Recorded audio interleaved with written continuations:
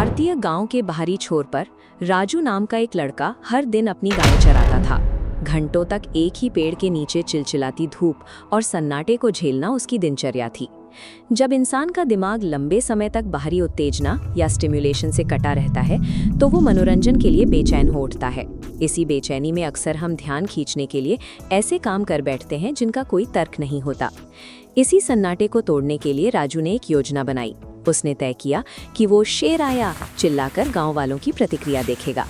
उसके लिए ये ऊब मिटाने का एक जरिया मात्र था। जैसे ही उसकी आवाज़ खेतों तक पहुंची, वहां काम कर रहे किसानों के शरीर में एड्रेनलिन का स्तर बढ़ गया।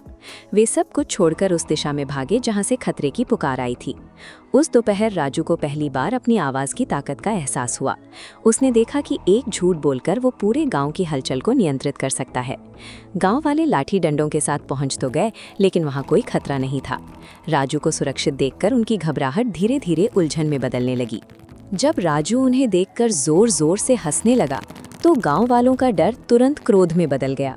उन्होंने महसूस किया कि उनकी मदद करने की इच्छा का फायदा उठाया गया है। हम दूसरों पर जो भरोसा करते हैं वो एक बैंक बैलेंस की तरह होता है।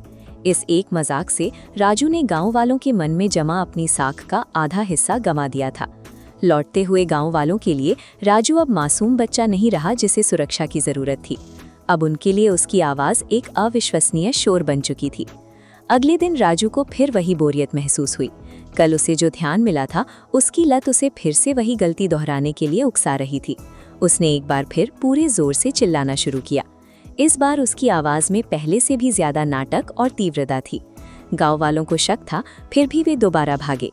मानव स्वभाव खतरे की थोड़ी सी भी संभावना को पूरी तरह अनदेखा नहीं कर पाता, भले ही स्रोत संदिग्ध हो। जब उन्होंने राजू को फिर से हंसते हुए देखा तो उनके मन में बचा कुचा सम्मान भी खत्म हो गया। वे बिना कुछ कहे वहां से मुड़ गए। जब किसी को बार बार झूठी चेतावनी दी जाती है तो उसका दिमाग उस सिग्नल के प्रति सुन्न हो जाता है।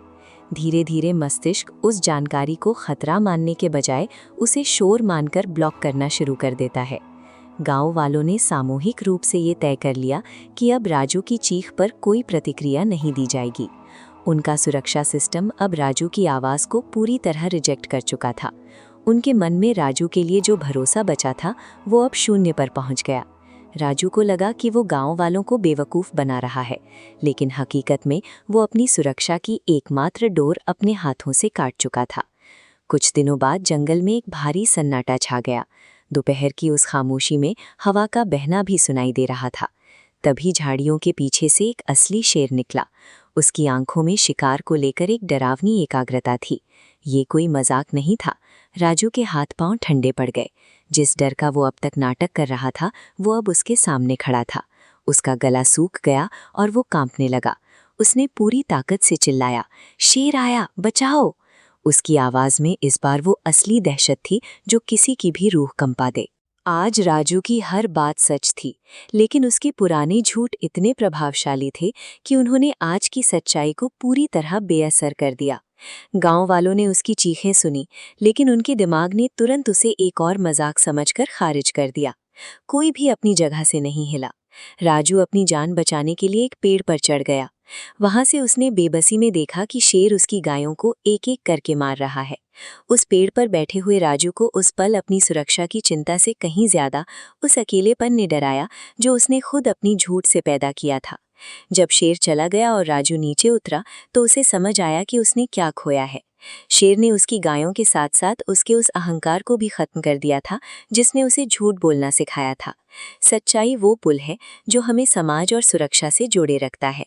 झूठ बोलकर हम उस पुल को जला देते हैं और फिर मुसीबत के समय हम खुद को अकेला पाते हैं। इसीलिए याद रखें, सच्चाई कोई विकल्प नहीं बल्कि आपकी सुरक्षा की नींव है। अगर आपको ये कहानी पसंद आई तो सब्सक्राइब करें और सच के साथ खड़े रहें।